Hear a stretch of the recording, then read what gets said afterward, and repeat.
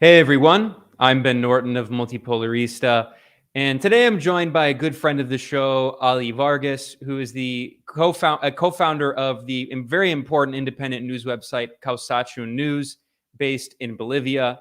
And they've been doing important reporting in the past few weeks on what is essentially a new coup attempt. Now, this October and November, is actually the third anniversary of the coup, the briefly successful fascist coup in Bolivia in 2019, in which far-right extremists from these gangs, largely based in the city of Santa Cruz, which we're going to talk about today, many of these gangs, they quite literally do Nazi salutes, and they have their origins in fascist groups that came from Europe after World War II, especially from Croatia, like the Ostasha. So when I say that they're fascist, it's not an insult, it's not hyperbolic.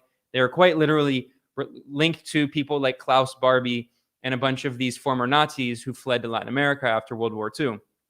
And in 2019, these fascist gangs played a key role in the briefly successful coup that overthrew the democratically elected socialist president, Evo Morales, who was the first ever indigenous president of a majority indigenous country. And now, exactly 3 years later, these same fascist gangs, largely based in the city of Santa Cruz, the separatist stronghold, they've been using extreme forms of violence to try to overthrow the government. And we saw this November an extreme form of this when some of these fascist gangs, they burned down the headquarters of the peasants union in Santa Cruz.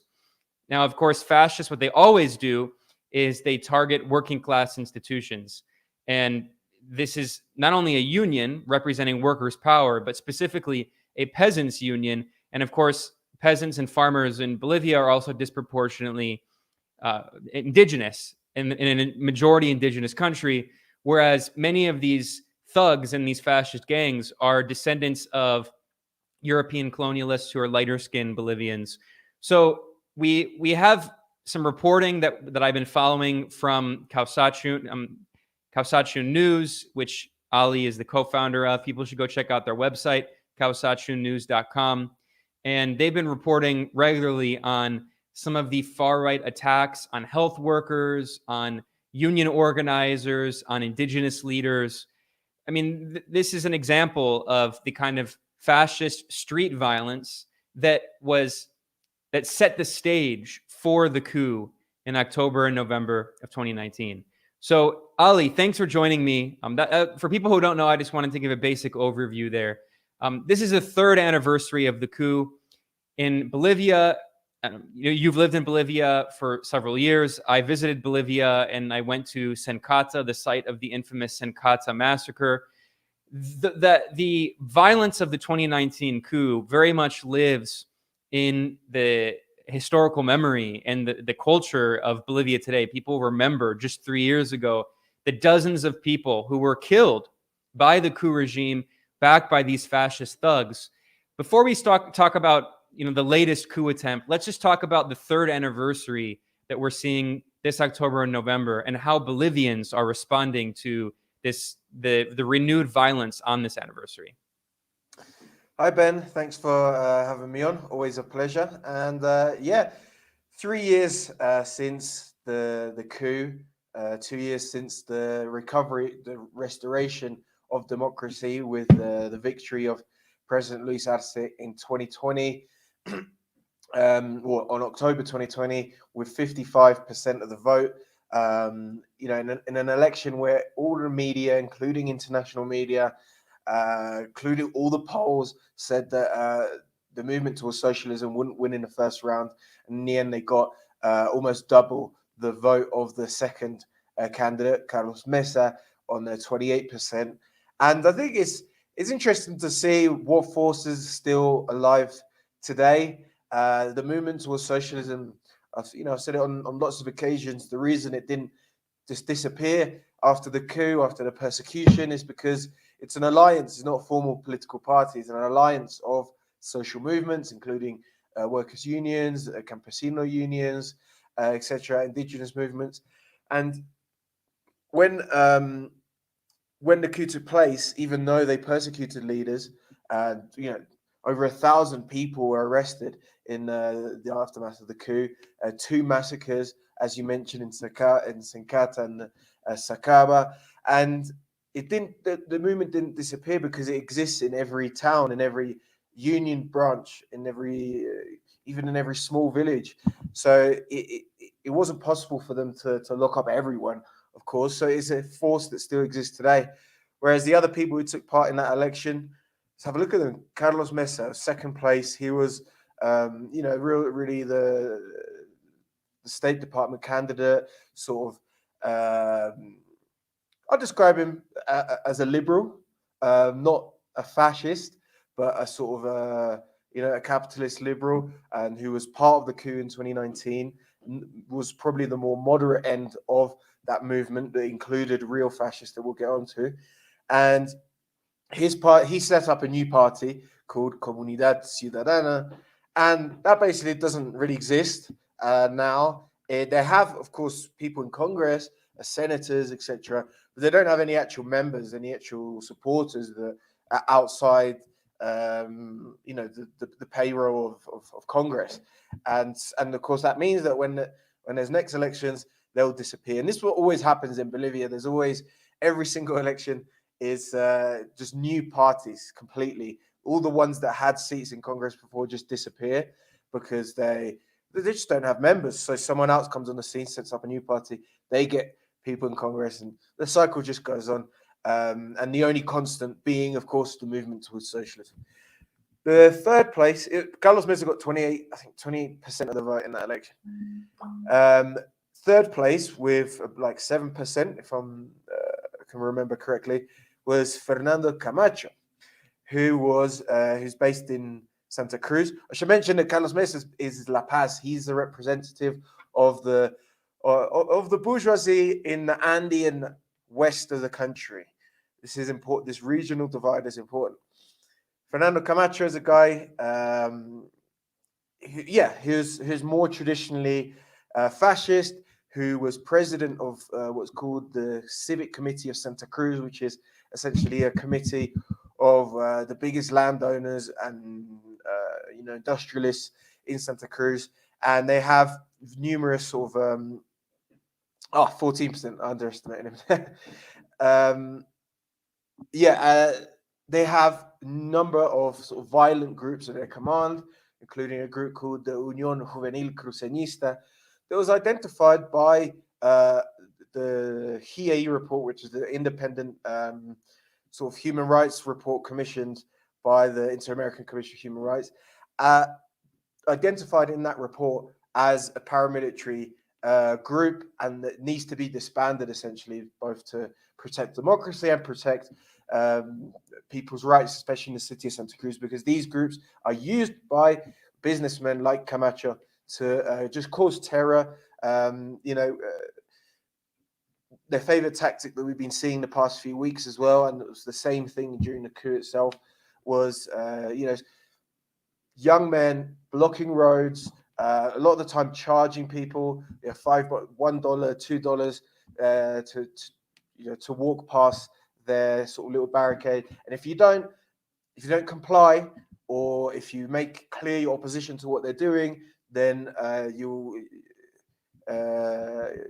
meet the hard end of a baseball bat or other sort of sticks, sometimes clubs with nails on them, this sort of thing. Highly, highly violent, armed group, which even the Inter-American Commission of Human Rights, which is part of the OAS, is not, in any way a pro-mass or pro-left organization. Even they identified them as a paramilitary group that needs to be disbanded. That is a bit of background on some of the people that took part in the elections of 2020, took part in the coup, and who are still on the political scene, but in a very different context now.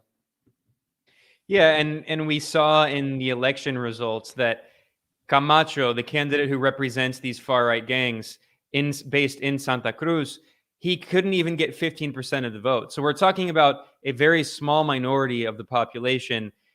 Those are just the people who voted for him, which, I mean, the percentage of people who are willing to go out in the streets and commit violence as part of his movement is even tinier. We're talking about a tiny percentage of the population. And they think that they have the right to overthrow a government that clearly won this election under extreme circumstances in a coup regime in which all of the media was against the movement towards socialism party MAS, in which the coup regime, which was completely unelected, was threatening the MAS and their supporters and activists, and they still got 55% of the vote. I mean, it's a very clear sign of which side is actually democratic. Now, I want to talk a little bit more about, you mentioned the youth union, the Santa Cruz Youth Union, which, like I said, I mean, when I talked about their roots in fascism, that wasn't being hyperbolic. It's not me insulting them. They are literally fascist. When I say fascist, that's not an insult. That is a term of description. And here is a video from a Santa Cruz Youth Union funeral. And each one, when they go at the funeral ceremony, when they go up to the body, they do a Hitler salute, a fascist-style salute. Where do those phalange salutes come from? It comes from the so-called Bolivian Socialist Phalange, which was extremely anti-socialist. It had that name because it has its roots back in National Socialism. They are literal fascists, and they have links to European fascists who migrated to Bolivia after losing World War II. And that's why they do these phalange salutes. They are literal fascists. And this is in a region in Santa Cruz where, as the journalist Matt Kennard has showed, as I've done reporting on this, I know you've done reporting on it, these separatist forces like the Santa Cruz Youth Union and the Civic Committee of the Pro Santa Cruz Civic Committee, which was led by people like Camacho, who are integral in the coup. Historically, these groups have been supported by the U.S. government. We have documents, State Department cables from WikiLeaks showing that these literal fascist Nazi saluting gangs have been supported historically by the U.S. government in order to try to destabilize the leftist government of the MAS.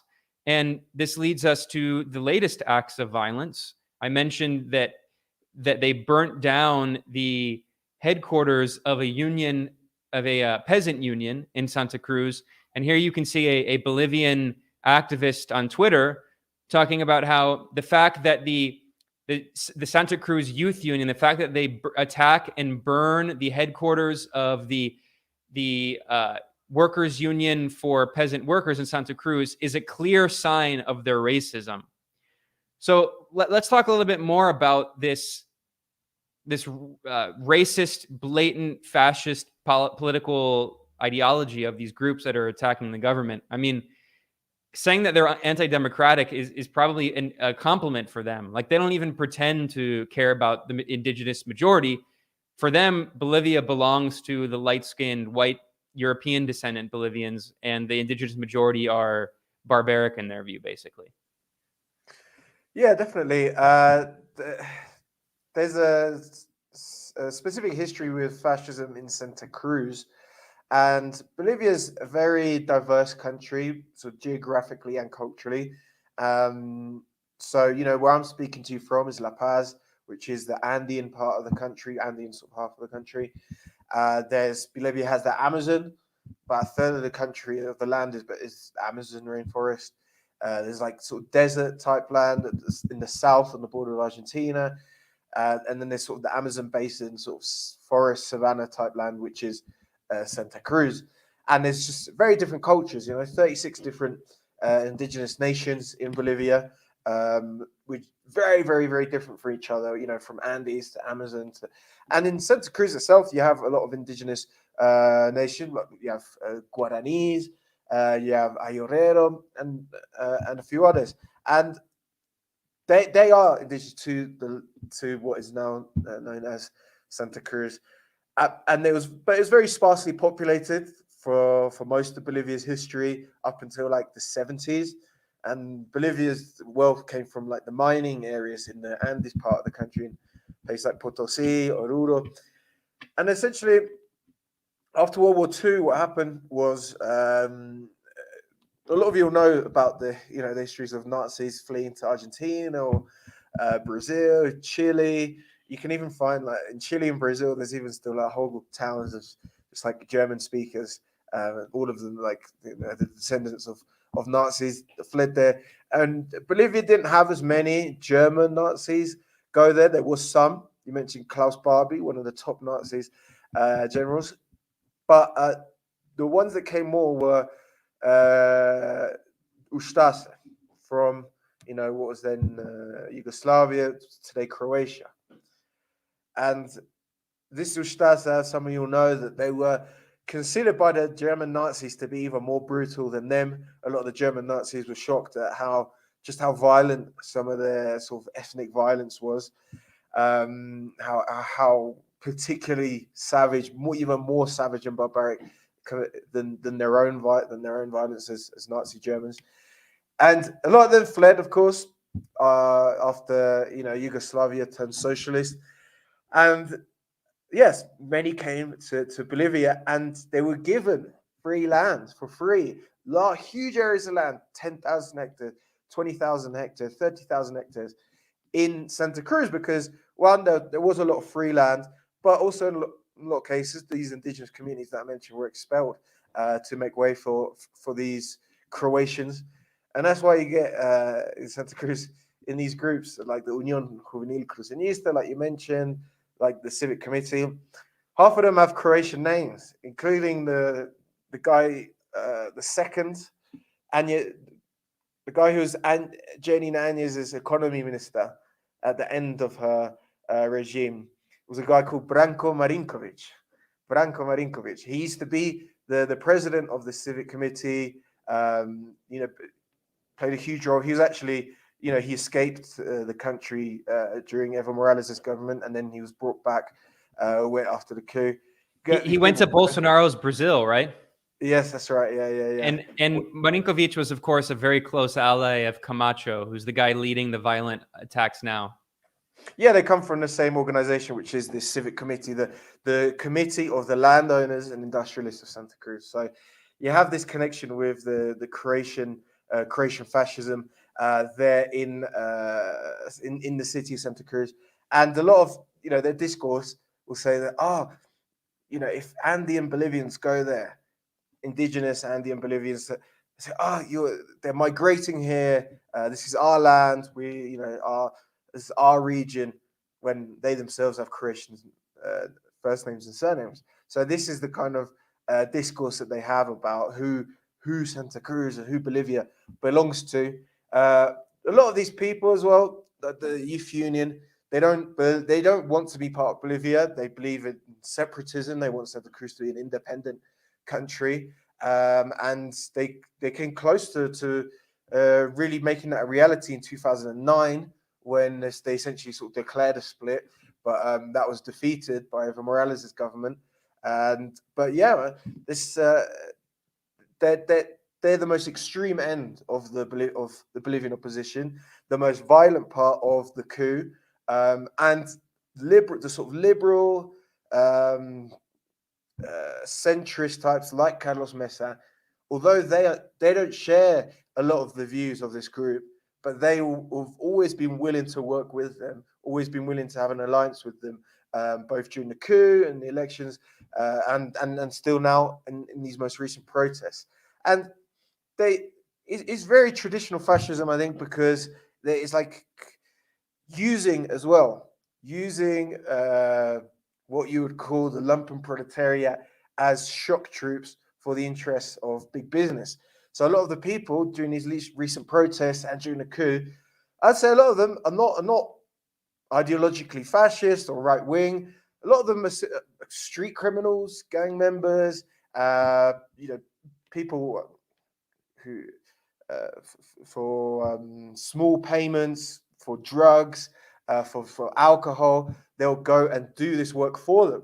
And we've been there. Our co-founder Camila as well was reporting there in Santa Cruz, and a lot of these people that they're blocking roads is like 18-year-olds in like flip-flops and shorts and like a fake football shirt, like a fake Neymar shirt or something. They've got their face covered up and holding a baseball bat. Like, I don't think those people are, have a defined political ideology. They're there as well to make money, because they charge people to go. And what does that money get spent on? Of course, alcohol, all these sorts of things. So a lot, they use these sorts of groups of football hooligans as well from the club Oriente Petrolero, have a history of this sort of violence, paying them. So that's the kind of alliance that we're seeing right now. It's so similar to the coup attempt in Nicaragua in 2018, where they did exactly the same. You had ideologically, you had far-right forces that were kind of guiding the coup attempt with the support of the U.S. government, of course, and weapons. But then they were paying all of these, common criminals and drug dealers and lumpen elements to erect these violent barricades that they called tranques. It was the same tactics used in the 2017 coup attempt in Venezuela in the so-called guarimbas. And a lot of the so-called guarimberos, they were just like young kids. A lot of them were, just criminals, but also just people who were getting paid and they had fun and, just throwing rocks and throwing Molotov cocktails and shooting mortar cannons and setting things on fire and laying off bombs. Like, it was fun for them. And they get money and drugs and booze. In the case of Nicaragua, I mean, there's evidence of like video showing that sometimes people would show up in vans and they would just dump a bunch of alcohol and drugs and also guns during the coup attempt to all of these thugs to carry out the coup. So they're the muscle behind the coup. And what you described, it's so similar to coups throughout history, especially US-backed coups, CIA-backed coups. For instance, we know the same thing happened in the famous CIA coup in Iran in 1953 against Mossadegh. There were a lot of violent gangs in the streets just carrying out this violence.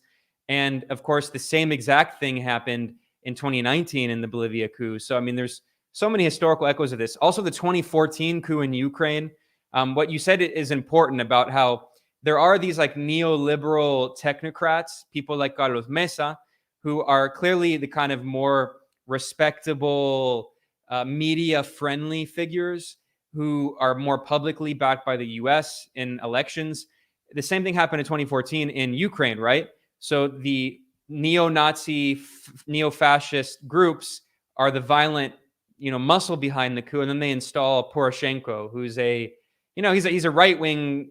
Politically, he's right-wing, but he's also just a neoliberal billionaire technocrat who just wants to privatize everything. So it's so similar. I mean, I wanted to point out one other thing when you were talking about a lot of these Bolivian coup figures of Croatian descent.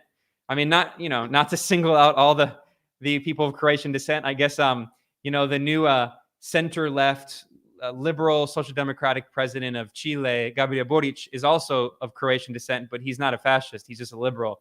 But in Bolivia, in the case of the coup, people probably know Janine Áñez, who was the de facto leader, the de facto president on paper.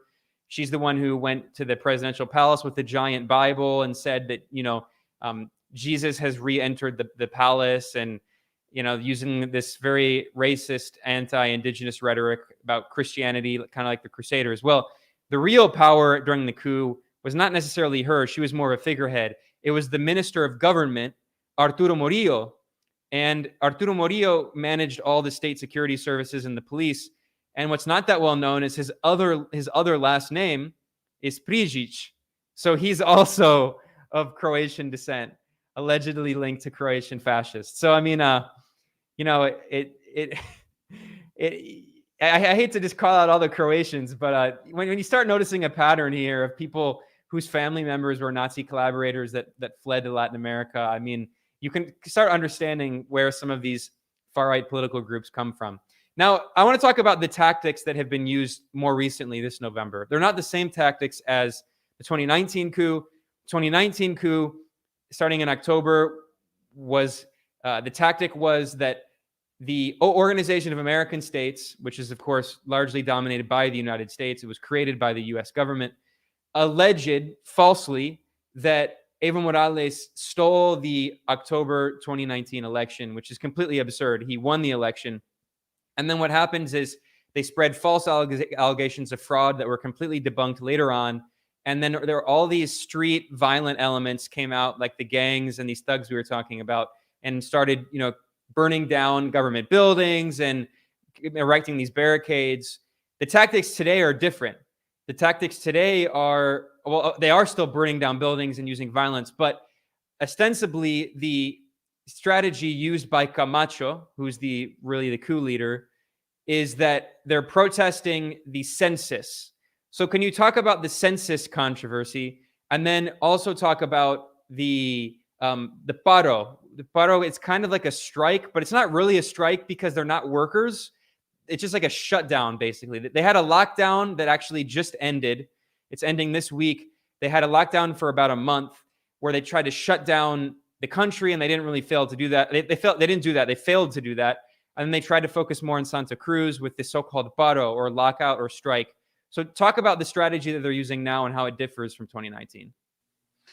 Yes, I guess starting with the issue of the census, I'm sure this will appear sort of quite strange for a lot of people viewing, because I mean, where's there ever been conflicts of any kind in regards to a national census? I think a lot of people don't even know it's happening until they get the actual forms in and have to fill in their information. It's not considered a political issue pretty much anywhere in the world, but here it's being used as the excuse to do what they're doing now. And I say that because it's clear that is not the real issue. This is the protest of the past month has been an attempt to destabilize the government, to bring down the government, and the issue of the census was just a pretext. But their argument is, so essentially, the census is going to be held in 2024 by the government, and that was, signed off by all of the sort of state governors in the country. Bolivia has 9 departments, 8 of them signed up to this, and 2/3 of the state governors are actually from the opposition, so they signed up for this as well. The only ones that were opposed was the Department of Santa Cruz, their governor, and they say that because Santa Cruz has grown in the past few years, grown in population, that they deserve a larger share of government resources, and they want it to be brought forward. They want it to take place in 2023 rather than 2024. And the date they propose is literally just like 6 months before the government's proposed date. So, really just no difference. As important as a national census is for a government to plan public policies, etc., this is something that only affects people in an indirect way, and after many years. So it's clear that it's not the real issue. And here in La Paz, in Congress, people talking about the cartographic map and these technical things. But do you think that the guy in the fake Neymar jersey, the 18-year-old that's drinking in the street at these protests, do you think they care? Do you think they know what cartography is? No. So it was not the real issue. And also, it's important to note that Santa Cruz is not the only area of Bolivia that's grown. For example, one of the places that's seen the most growth is the city of El Alto, which is next to La Paz. It's a majority indigenous city. It's had a huge economic boom in the past 10 years, and it's absolutely ballooned in size, from migration from the country, rural Aymara areas of La Paz to the city of El Alto. But they need a national census as well, because they'll be owed a greater share of central government resources, but they haven't been part of this at any stage of these mobilizations. At any stage, they agree with the government's position of the date. So that's the issue of the census. It's I bore myself even just talking about it, because it is just it's a technical issue rather than a political one in my view. But yeah, man, the tactics in Santa Cruz itself that we've seen in the past month are pretty much actually exactly the same as what was seen in the 2019 coup. As we were saying before, the blocking the roads, the violence, etc. The thing that's changed, the difference now is that this is only taking place in one city. It's not taking place anywhere else. This sort of things that's happening now in Santa Cruz is taking place in La Paz, in all of the big cities during the 2019 coup. But now, this year, is only in one city. And they tried to make it national. There was right-wing groups in each area that tried to call a rally to begin it. I remember they called one in La Paz a few weeks ago. They came to Congress to announce it and everything. 6 p.m. at the Central Plaza. I went there at 6 p.m. There's no one there. The only person there was like a street singer singing reggaeton, and there's some bit of audience. I thought that those were the protesters, but I don't think they were. There was basically no one there. It didn't work because it's a regional issue. During the course of this past month, the protesters, these groups in Santa Cruz, have been bringing forth the most racist narrative possible, saying, we're being invaded by these indigenous Andeans, they're coming here, blah, blah, blah. And that insults even the right-wing groups, people like Carlos Mesa, the bourgeoisie in the West, in the Andes, in the Andean cities, because they're Andean, and you're insulting their culture as well. So how are you going to unite with people that are just every single day on TV saying just the most blatantly racist things about the place where you're from? And even if you wanted to unite with them, then you'd be seen as bad. You'd be seen as it's ridiculous as uniting with these sorts of people. So this has divided the opposition along regional lines as a divide that already existed, but is now even more accentuated. And and I think their own racism is their biggest obstacle. And they're to the point where they're racist amongst each other, to each other. That's the state of the opposition. Yeah, there are a lot of parallels, of course, to the 2019 coup. And one of them is also there's been this drive that is not nearly as successful this time to try to bring about international intervention.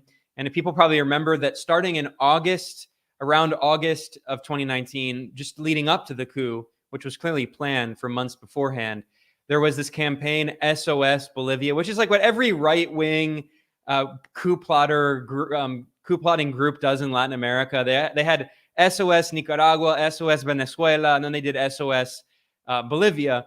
And then it started, people probably remember, when Evo Morales was president, and there were these fires in the Amazon that were largely started by the far-right president of Brazil, Bolsonaro. Of course, the Amazon, it's not just in one country, and there are these big fires, and they could, fires don't respect borders. They can cross over.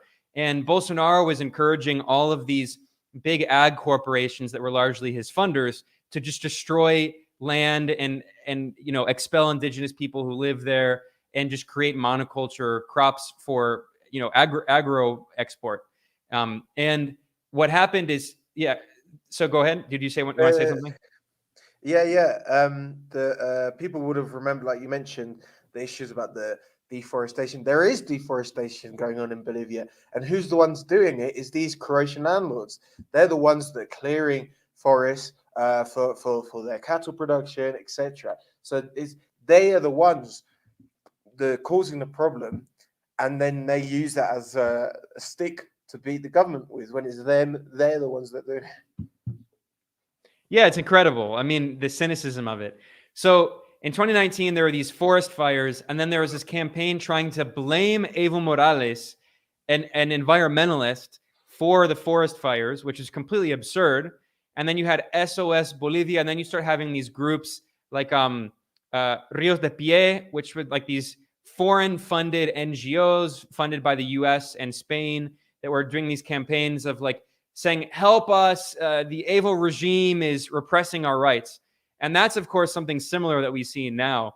I want to get up a tweet here from a right-wing lawmaker in Bolivia who, ironically, we were talking about the kind of de facto alliance between the fascists led by Camacho. I think some of them are even called the Camachistas, right?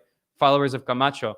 You can see that this is a right-wing lawmaker from the neoliberal center-right party, Comunidad Ciudadana, which is the party of Carlos Mesa. Her name is Luisa Nayer Sosa. And so she's been joining in this campaign, obviously, although they're like the more technocratic face. They're not the ones doing the violence in the streets. And this is a video she posted on October 31st. And it shows her with lawmakers, they're all, of course, right-wing lawmakers from Mexico, Peru, and Costa Rica. And she says, we want the international community to know about the state terrorism that the regime of Luis Arce is carrying out against the people of Bolivia. So, of course, if we will know, Luis Arce is the current president of Bolivia. He was democratically elected in the massive landslide election in 2020. She's accusing, this is part of this campaign where these lawmakers, again, this is a sitting lawmaker in the government. She's accusing the MAS-led forces in the government, the president, of state terrorism and calling on the international community. And when she says that, we all know what it means, because she also tagged them in here.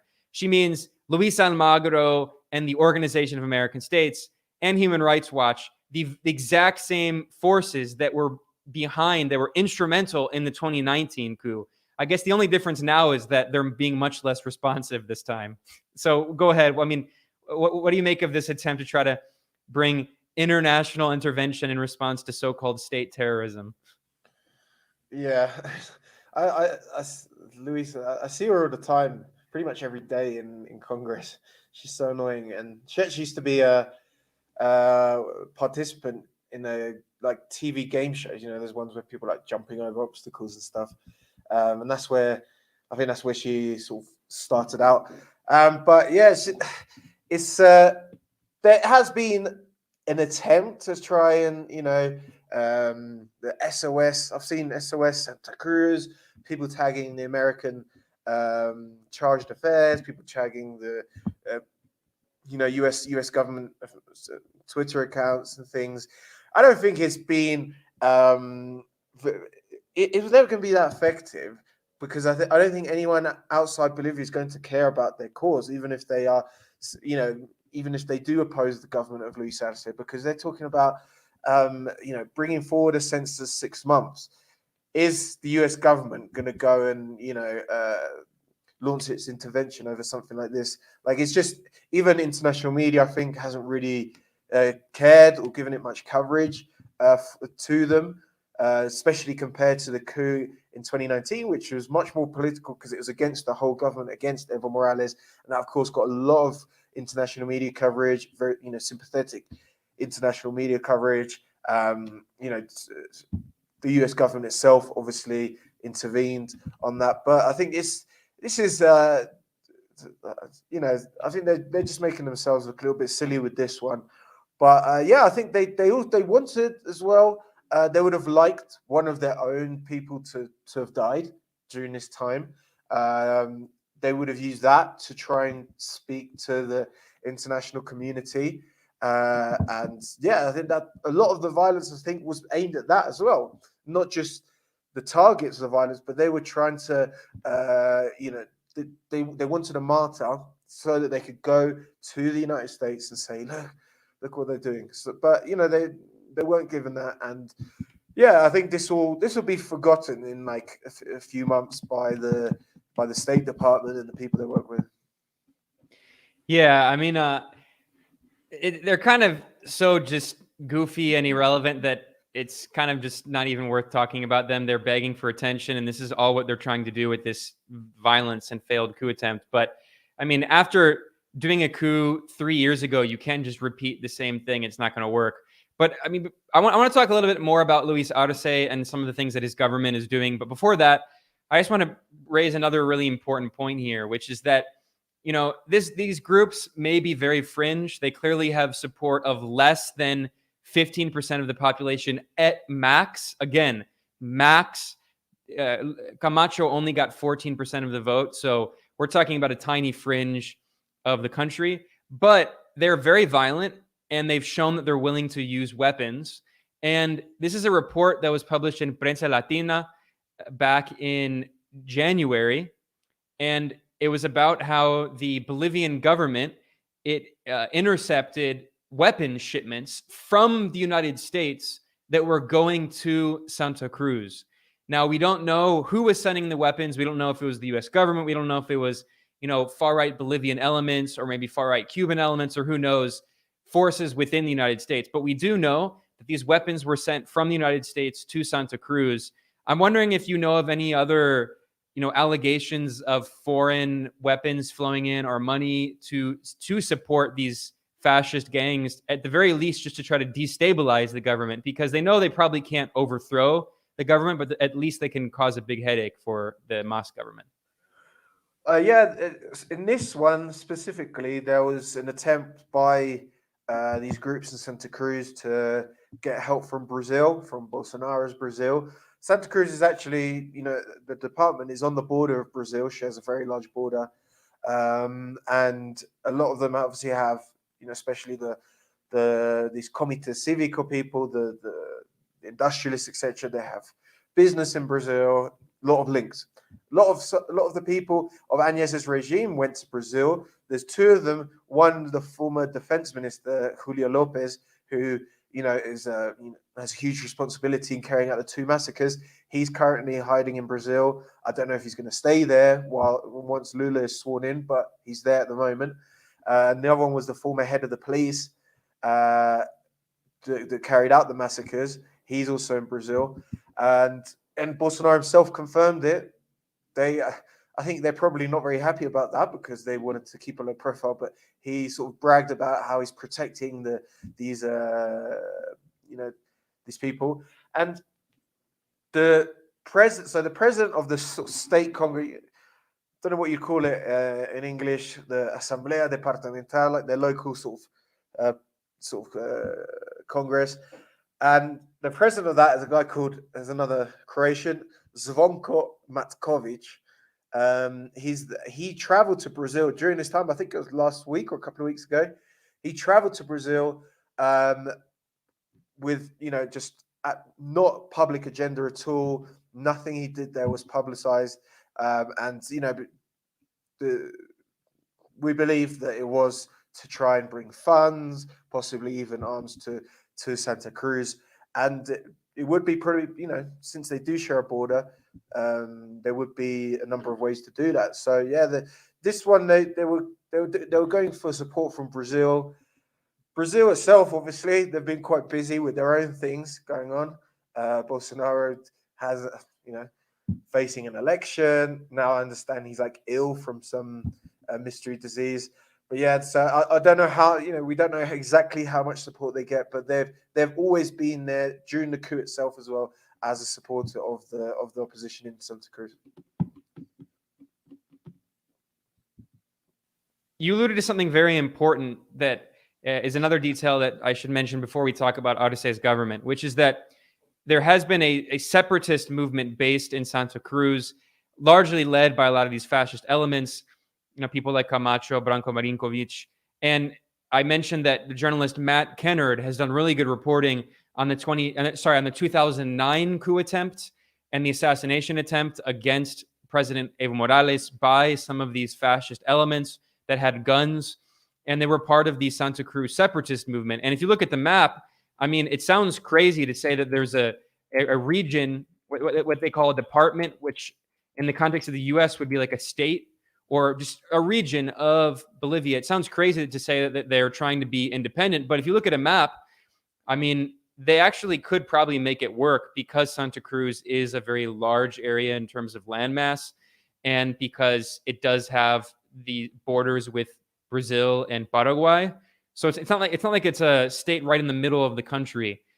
Now, of course, whether or not they could actually get enough political support for it is a whole other thing, because like we've been talking about how these fascist separatist forces are very fringe, even within the city of Santa Cruz itself.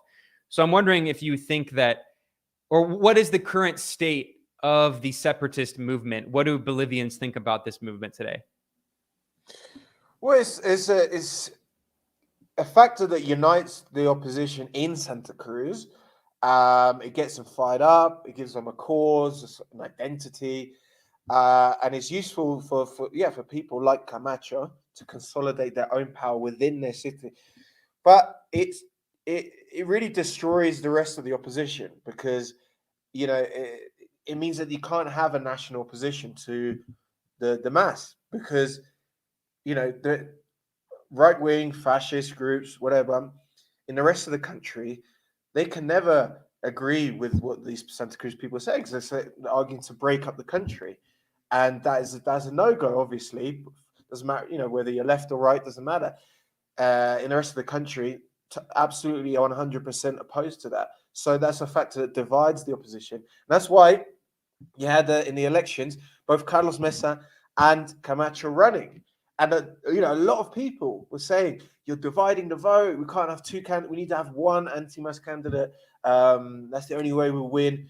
Of course, in the end, it didn't really matter, because even if they had, if all of the votes had been added up, it still wouldn't be enough. But that's going to happen again and again. It's going to happen at every election, because they're just fundamentally divided on this question, and they can't unite. But as much as it destroys the opposition, the national opposition, for people like Camacho, it's good, because it is just a cause that can rally his own people. People inside the opposition inside Santa Cruz, and yeah, it's pretty much a cultural movement at this point. It's very powerful narrative for them, but it weakens the rest of the opposition. Now, I want to spend the last 15 minutes or so here talking about the government of Arce and the movement towards socialism party, because, why is the right wing so angry? Because they're very popular, and they've been able to implement a very progressive leftist program. And the current president, Luis Arce, was the economic minister under Evo Morales. He was responsible for creating the Bolivian economic model, which is very unique. And you at Causatio News, you all have been doing excellent reporting on some of these very unique elements of the Bolivian economic model. Like, here's an article about Bolivia launching its own state-owned coffee factory, or Bolivia's state glass factory making wine bottles, or Bolivia launching state-owned manufacturing plants. So it has an alternative model to capitalism and neoliberalism that has been successful. Bolivia has some of the lowest inflation, not only in Latin America, but in the entire world, significantly lower inflation than the United States itself. And it also has economic growth and declining inequality. So can you talk about who Luis Arce is and what his government program has been like in Bolivia? Yeah, I think the most important story of the past 2 years for Bolivia is the return of economic growth. So, as you mentioned before, Luis Arce used to be the economy minister of Evo Morales. He was the only minister that was there for the whole of Evo Morales' government. He was only not there for 1 year, and that's because he had cancer. And he beat cancer in 1 year and came back as economy minister. And yeah, the model has always been based off of nationalizing first natural resources, so that the government has funds to invest in development, infrastructure, etc. Because there's no other ways really for Latin American governments to get enough funds to really fund development. Because I know perhaps in European or Western countries, the left will say, tax the rich, raise taxes on the rich, on the middle class, whatever, and then use those funds to, do social programs, whatever. But in a Latin America, in a global South country, how much tax are you going to raise? First of all, it's very much easier to dodge tax in the global South country because the state is weaker. Second of all, there's not as many rich people as there would be in a global North country, and the rich people there aren't as rich as the people you'd get in the US or Europe. So you're getting less. You've got less income. The majority of the population don't pay any tax, not because they're tax dodgers or anything, but people work in the informal economy. The woman that sells a lunch, from a cart in the street. She's not giving out receipts. She's not, got a registered business. She's just selling things for here and there. Spends that money back inside the informal economy. So none of that is taxed. So where are you going to get money? Where's the government going to get money from to do good things? But anyway, in the Evo Morales, Luis Arce model was to nationalize natural resources, and that provides the funds. And massive investment in infrastructure, especially. Bolivia had virtually no infrastructure before Evo Morales, very few roads connecting. I'd say almost no proper roads.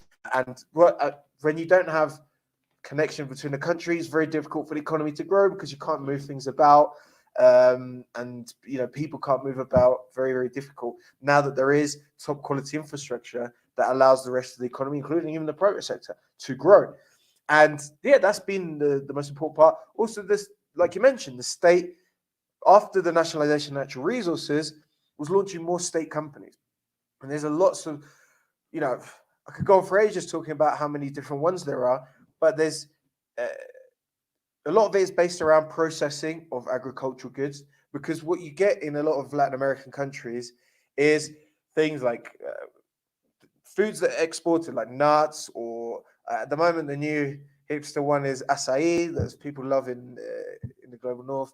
What happens is that they take the raw material and then they send it to a factory in France or whatever, and that's where they make the ice creams or creams or whatever, the value-added products.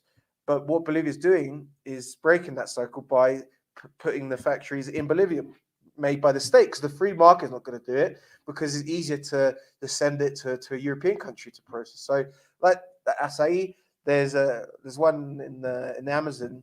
I got to visit actually in the department of Pando, near the border of Brazil. They've got a factory there that processes the acai, makes it into the pulp, the juice, and that, and then they can sell that for obviously more than what you get just selling the raw acai berries. And Brazil nuts as well. That's an interesting one I always like to talk about. Brazil nuts, that's what it's called in English. It's not its name in Spanish. But Bolivia now exports more Brazil nuts than Brazil. Why is that? Because in Evo Morales' government, they created factories in this department in Pando to process, package, etc. the nuts, chocolate nuts, whatever, creating those value-added products and then exporting them ready-made. Whereas Brazil just, it doesn't invest in those communities, in the campesino communities that collect the nuts, doesn't invest in processing of it. So Bolivia, smaller country, actually exports more Brazil nuts than Brazil. Yeah, one of those funny ironies. I mean, the economic model in Bolivia is really fascinating. I mean, we'll talk about lithium in a second. It's a key element of this. You could say that it's similar to the Venezuelan model in that Venezuela, for over 100 years, has been largely a petrostate, well before Hugo Chavez was born, in which the state funded most of its finances through the export of oil. But the difference is, before Hugo Chavez was president, pretty much all of that oil revenue went to fund the elite capitalist oligarchy, and the vast majority of working class Venezuelans didn't receive any support. Whereas the state now, since the Bolivarian Revolution, uses that oil revenue money to fund social programs. And of course, in Bolivia, it's similar with lithium. But one difference is that Luis Arce has created a very substantial model. I mean, he is himself a trained economist. He has a PhD. And I want to highlight, I did a previous report. I have a video and a podcast in which I translated parts of most of the speech that Luis Arce gave at the United Nations General Assembly this year. And he presented a 14-point socialist program, which is really incredible, very ambitious. But I want to look at the economic element, where he called for rebuilding the productive and economic capacities of the countries of the periphery, hurt by the logic of the unrestrained concentration of capital. And then he talks about how, following the recovery of democracy in 2020, Bolivia returned to its social, communitarian, productive economic model, a sovereign economic model in which we don't accept and we will not accept impositions of the International Monetary Fund. So clearly rejecting the IMF neoliberal model. And then he also said that the Bolivian economic model, here he summarized it, is based, quote, on the active role of the state in the economy, in the nationalization of our strategic natural resources, the articulation of all forms of economic organization, the strengthening of public investment, import substitution industrialization, the dynamization of the internal market, productive diversification, security with food sovereignty, redistribution of revenues, the struggle against poverty and inequalities. And he also pointed out that part of this model is influenced by Bolivia's indigenous communal traditions. So, I mean, I think Bolivia is very inspiring in that sense, because this is a model that can be adopted by other countries. And we do see some economic collaboration. So I mentioned lithium. Of course, Bolivia has the world's largest lithium reserves, and it's been recently building electric cars, challenging, these very expensive luxury cars like from Tesla, right? And in collaboration with Mexico, Bolivia is producing a small electric car called the Quantum, which is around $6,000. It's the cheapest car in the market. And here is the Mexican foreign minister, Marcelo Ebrard, sharing a video boasting of their collaboration between Mexico and Bolivia to build these electric cars. So this is another example of Bolivia developing its economy, using its natural resources, but also doing it in collaboration with other countries in Latin America. So maybe you can talk about not only Arce's economic model, but his commitment to regional integration in Bolivia. Yeah, definitely. That's the issue of the lithium is probably the most important one at the moment, because as many people know, lithium is incredibly important because for making electric cars, which are likely to be the future, for making batteries, like phone batteries and stuff. So it's going to be incredibly valuable. It already is incredibly valuable, but a lot of countries, are only just beginning to develop it now, including Bolivia.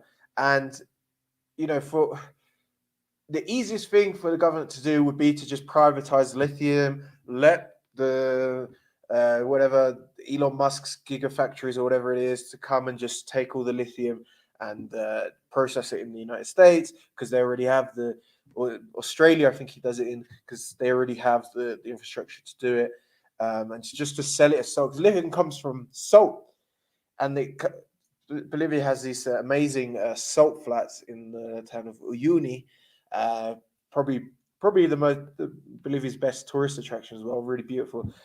And yeah, these things, which is what Chile is doing right now, because Chile has lithium as well. And the Boric are just scooping up the salt, selling it for however many pennies you can get for that on the international markets.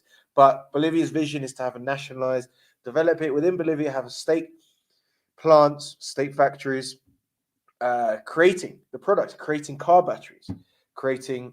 I remember they just recently showed the prototype for, a portable charger for your phones, things like this, but big batteries that can power a house. These sort of finished products that you can then sell for obviously much more money. It brings in a lot more resources to the country, and the money from those exporting those products will go obviously to the state, which can then go to further invest in infrastructure development, etc. So but to do that is going to require huge amounts of investment, a lot of technical knowledge that doesn't exist to the degree needed within Bolivia. So they have to cooperate with, for example, Argentina. They're cooperating with Argentina at the moment, which they've kind of sort of part privatized their lithium, but with the state still playing a role. So there's cooperation with Argentina. A lot of cooperation with Mexico. Mexico basically have this exact same vision as Bolivia when it comes to lithium. They want to do exactly the same thing. So there's going to be a lot of interchange, the technical experts, etc., sharing of knowledge. The only one where there's not a lot of cooperation with at the moment is Chile. They're not really cooperating with anyone because they don't really care. They just want to export the raw material, and they're already doing that. And yeah, a lot of people, you get these like journalists in Bolivia or another countries say, "Oh, look, the Chileans are making more money off lithium now than Bolivia or Argentina or Mexico are." Oh, of course they are, because it's very easy. You do it tomorrow. Bolivia can make a lot of money tomorrow just by letting the American companies come in and just take it all out. That makes you some money. But if you can, develop these processing plants to make the batteries, then you're going to make much more than just selling raw salt. Yeah, you have feedback loops within the economy. So not only are you just, if in the case of Chile, which also not only has a lot of lithium, but also large copper reserves, they just export those raw materials, which is what which is what the colonies did when countries were colonized by European colonialists. They exported raw materials, and you don't develop your local economy.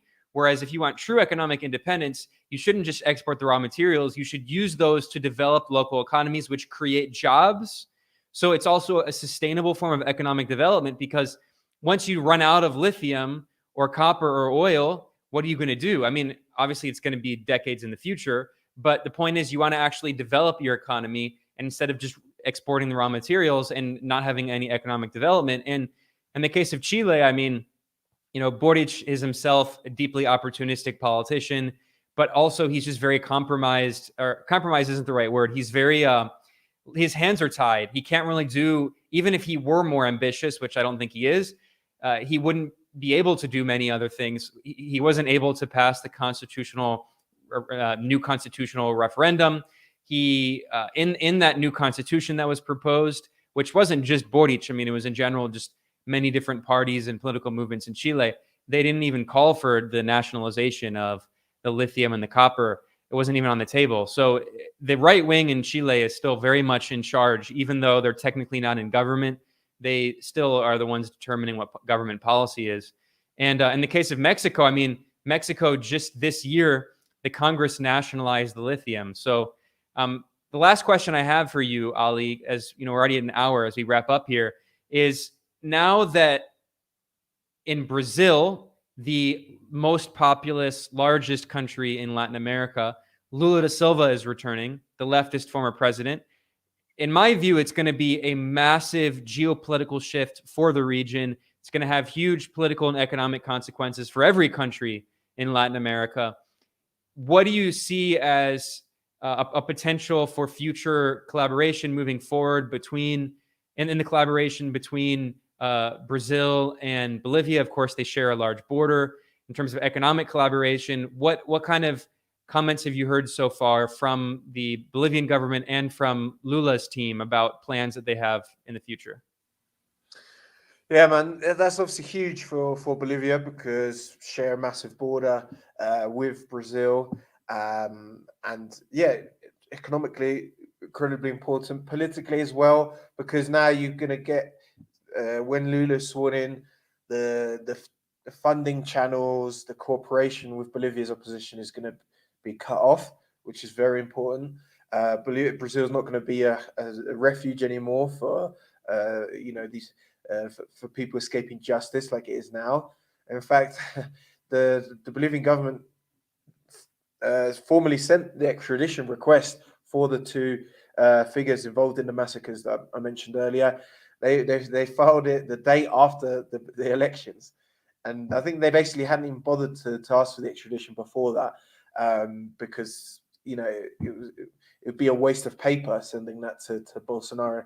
But now that Lula's going to come in, the hope is to be able to extradite those people and make them stand trial for the massacres that they carried out. Though I guess maybe they'll try and escape again to another right-wing country.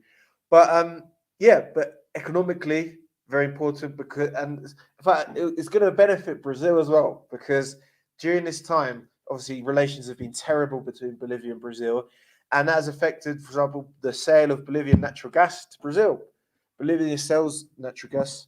Hold on a second, I'm just going to plug in my charger, my laptop, so don't get cut off.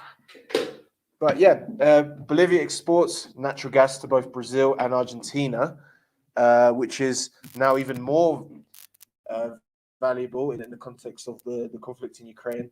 And because the relations got so poor with Brazil, basically the Bolivian government, because gas is state-owned, has basically massively cut down Brazil's quota of gas, which has caused problems in Brazil, prices to rise, etc.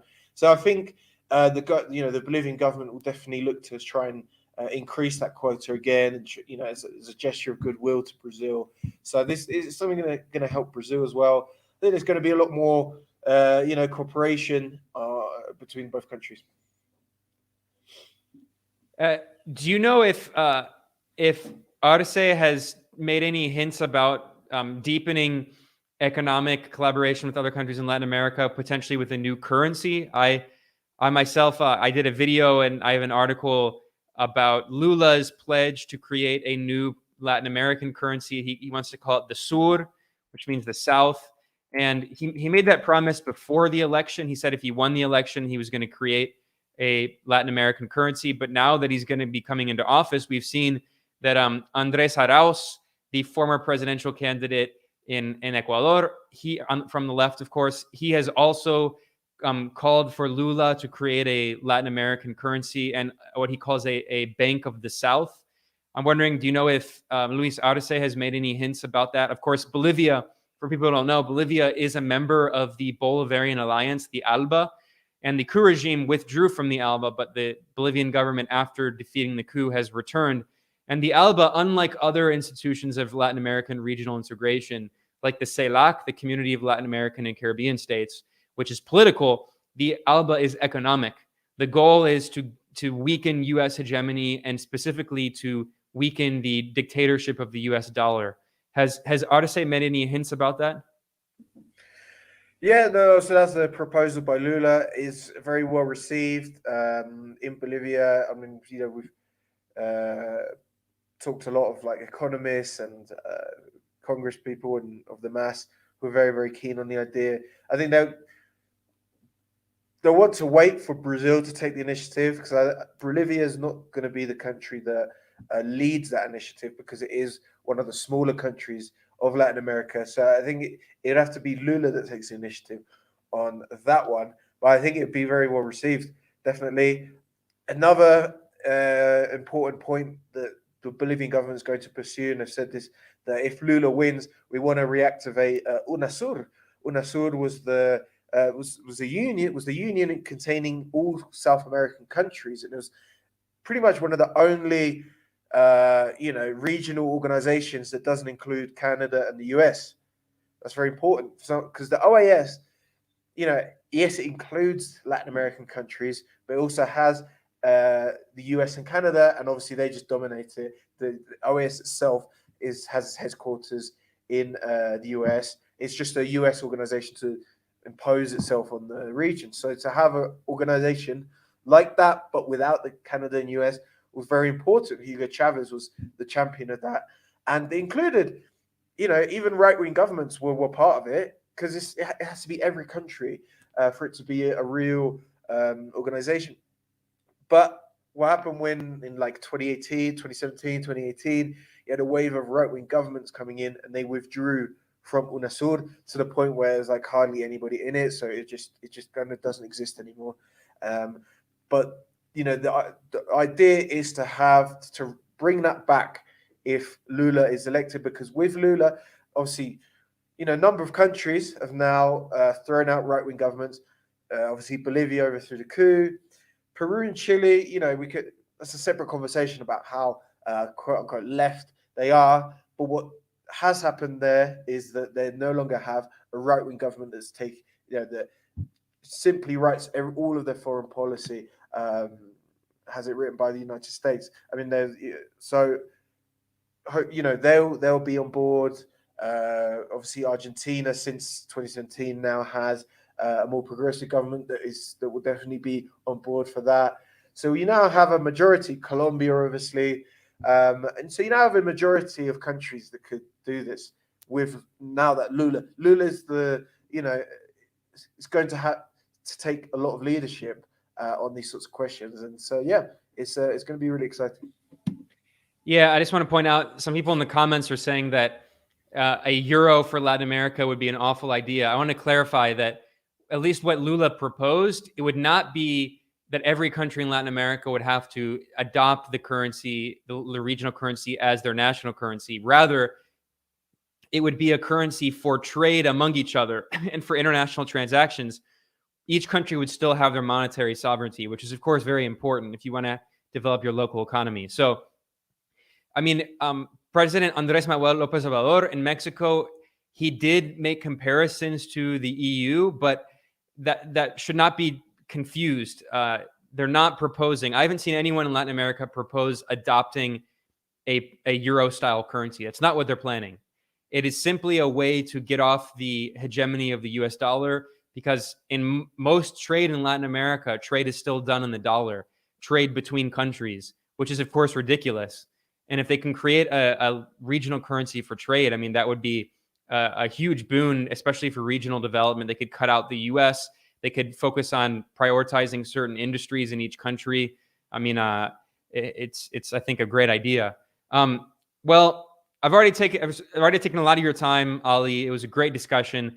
I guess I'll leave you with the last word. I'll just say we'll end where we started with the discussion of the coup attempt. It seems to me that the right-wing opposition, these fascist forces, are already running out of steam. It's only been a few weeks. Maybe I'm a little too optimistic, but it seems like this is not similar to 2019. They can't repeat what happened in 2019. It seems that the right-wing opposition in Bolivia is much more discredited than it was in 2018 and 2019. So maybe we can end on that note. Do you agree with that? And do you think that we've seen the worst of the violence, or that people should be very careful and cautious and keep their eye out for Bolivia?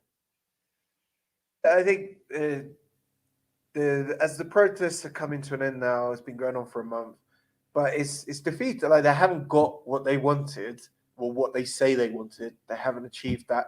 Their own people. So yesterday, the Camacho and these civic committee people, they called things off, called the mobilizations off.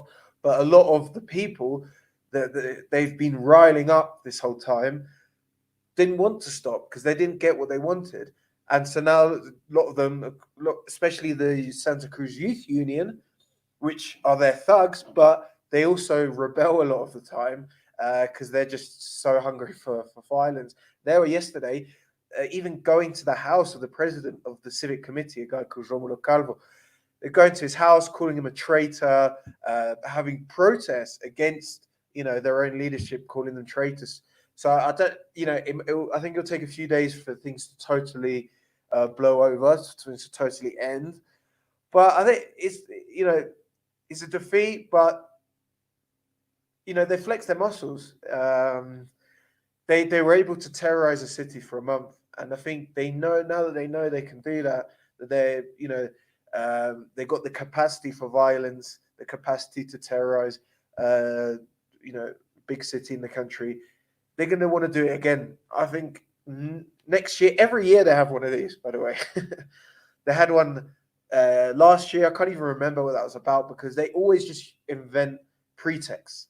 The only aim is overthrow the government. So even after the elections, which no one contested, the 2020 elections that were won by Luis Arce, no one contested that. The OAS, the EU, none of them contested it. They're the ones that set the ground for the coup in 2019.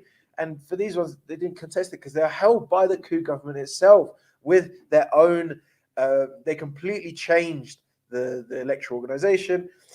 After those elections, they did this same thing, the paro cívico, this lockout, just against the results. I think that only lasted a few days because it was really quite ridiculous. But they do this every year. The same thing, they do it every year. So next year, it'll be something else. I don't know what it'll be about. They haven't invented the pretext yet. It'll be about something similarly, absurd as the current one, census. So, yeah, I think we've got to look out for it because they are going to... I'm sure a lot of them will be thinking that they can perhaps next year they can come back stronger, more. Now that they've, had a practice run now. They can come back over some other issue that they make up and with more strength and learning the lessons from this year. Great. Well, it was a real pleasure. Thanks for joining me for so long, Ollie. It was a great discussion.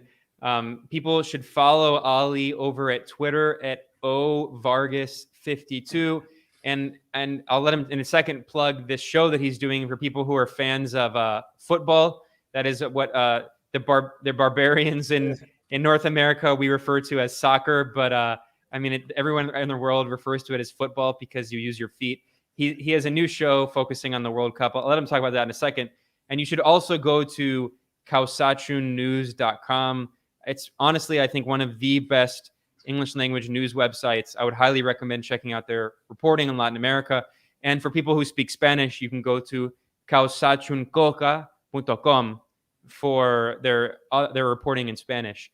I'll leave you the final word, Ollie. Is there anything you want to plug while we wrap up here? No, thank you, Ben. Thank you to everyone watched along as well. Yeah, follow us on Twitter. We at the moment during this World Cup, we've launched the South American Football Show, and for all the South American countries, we're doing like a watch along. So we sort of commentate on the game live, have sort of different fun games in between. So yeah, we actually do it with an ex-professional footballer from Ecuador who now lives here in La Paz, a friend of ours. So yeah, man, it's fun. But yeah, obviously, we're still keeping our reporting going at Calcetcha News, on all things Latin America. So make sure to follow us there. And thank you, Ben. Thank you, Ollie. And while we wrap up here, I want to thank everyone who commented. There was a very good, vibrant discussion. Sometimes that went into like really weird areas, but it's always interesting to see. I want to thank Jason Hunt for the super chat.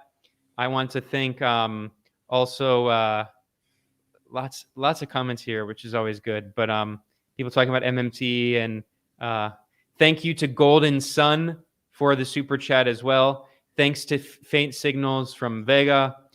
Thanks to Jason Hunt and David or David. I think I got all the super chats, so I appreciate it. Of course, if you want to support this show, you can go to patreon.com/multipolarista, and you should go to Kausachun's Patreon as well and support them. So with that, I think I'm going to conclude this stream today. So thanks to Ollie and thanks to everyone else, and I'll see everyone next time. Thank you.